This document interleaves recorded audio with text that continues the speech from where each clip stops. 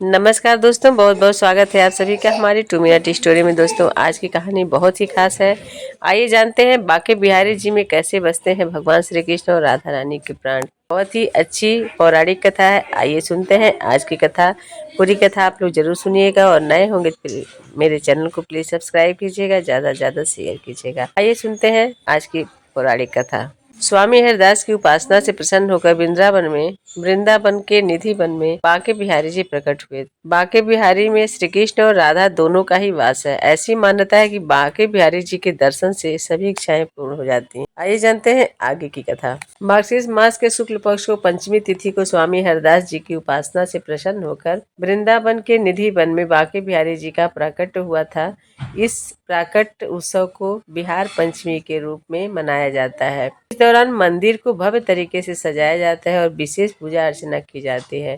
वृंदावन भगवान श्री कृष्ण और राधा रानी की लीलाओं से जुड़ी पावन भूमि है। बांके बिहारी जी की मूर्ति का प्रकट होना एक अत्यंत चमत्कारिक और दिव्य घटना है, तो भक्तों के हृदय में भक्ति और श्रद्धा का संचार करती है। प्रभु की छवि मनोहर श्याम वर्ण छवि वाले श्री विग्रह श्री कृष्ण और राधा रानी के संयुक्त स्वरूप का प्रतीक। मनोहर श्याम वर्ण छवि वाले श्री विग्रह श्री कृष्ण और राधा रानी के संयुक्त स्वरूप का प्रतीक है।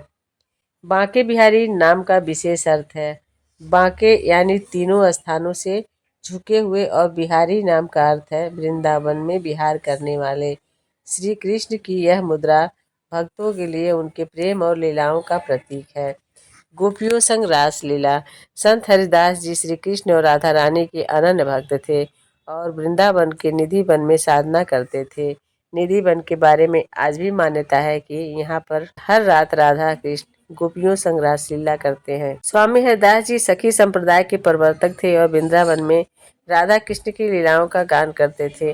वे अपने भक्ति भाव में इतने लीन हो जाते थे कि उन्हें सांसारिक सुख दुख का कोई ध्यान नहीं रहता।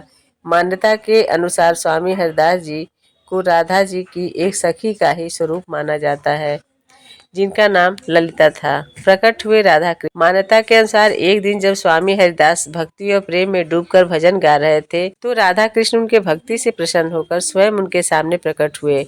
उन्होंने जब भगवान का यह दिव्य रूप देखा तो उनसे प्रार्थना की कि वे एक रूप में प्रकट होकर हमेशा भक्तों के बीच रहें।